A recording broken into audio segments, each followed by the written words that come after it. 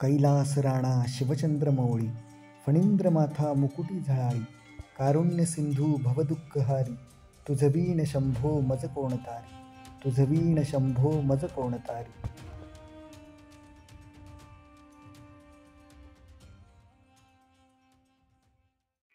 नमस्कार. या व्हिडिओतून आपण देवराष्ट्र येथील सागरेश्वर मंदिराचा संपूर्ण इतिहास व सागरेश्वराचे दर्शन घेणार आहोत. तरी हा व्हिडिओ शेवटपर्यंत नक्की पहा.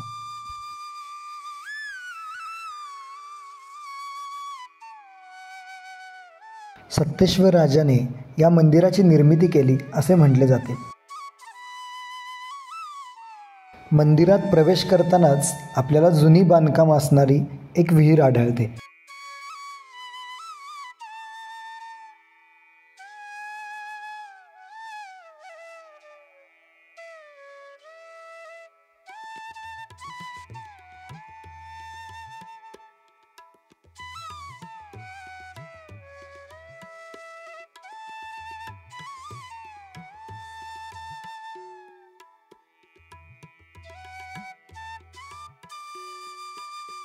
सागरेश्वर मंदिराची संपूर्ण माहिती व त्याचा इतिहास आपण येथील पुजारी श्री सागरदादा यांच्याकडून ऐकू.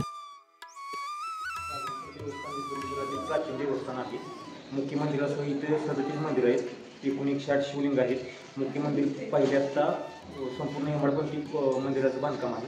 मंदिराला एकूण 3 गाभारे आहेत. मुख्य गाभाऱ्यात म्हणजे गर्भगृहात मंदिराच्या पिंड आहे महादेवाची. या पिंडीचं वैशिष्ट्य म्हणजे पिंडीखाली संपूर्ण पाणी आहे. दुसऱ्या गाभाऱ्यात विष्णू आणि लक्ष्मी मातेची मूर्ती आहे आणि तिसऱ्या गाभाऱ्यात सागरेश्वरची उत्सव मूर्ती आहे. त्यांची यात्रा श्रावण महिन्यात असते. येथील उत्सव महाशिवरात्रीला असतो. वर्षातून 2 वेळा पालखी सोहळा असतो. मंदिराची माहिती ऐकल्यानंतर चला आता आपण महादेवाचे दर्शन घेऊयात.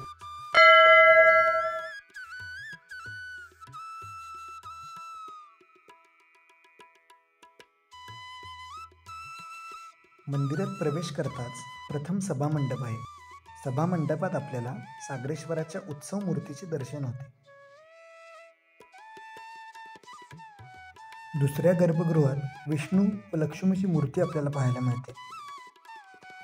महत्त्वाच्या गर्भगृहात महादेवाची पिंड आहे.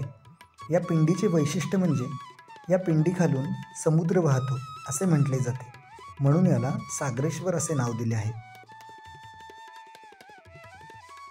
सागरेश्वराला दहीभाताचे लिंपन करून येथील नित्य पूजा व अर्चा केली जाते.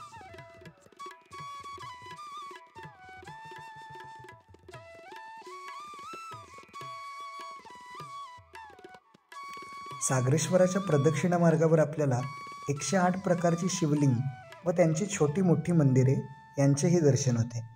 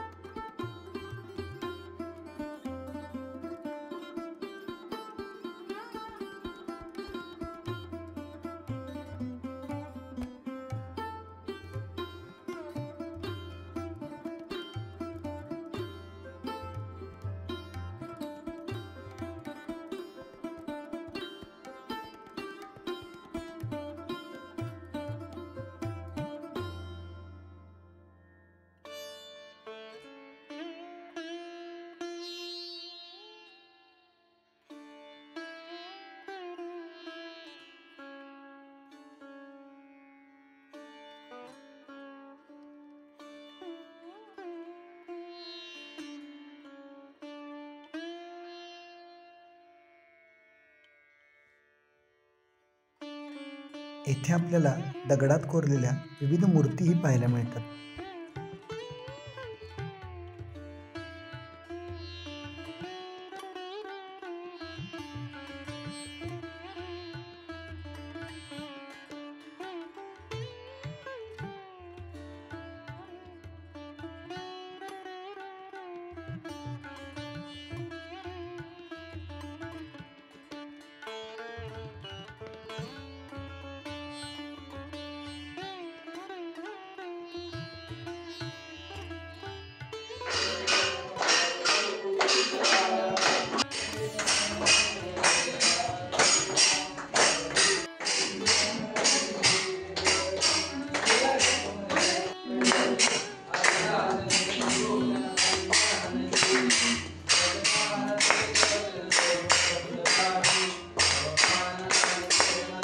असेच नवनवीन व्हिडिओ पाहण्यासाठी आपलं चॅनेल नक्की सबस्क्राईब करा आणि हा व्हिडिओ शेअर करून सर्वांना सागरेश्वराचं दर्शन घडवा आणि कमेंटमध्ये जय भोलेनाथ नक्की लिहा. धन्यवाद.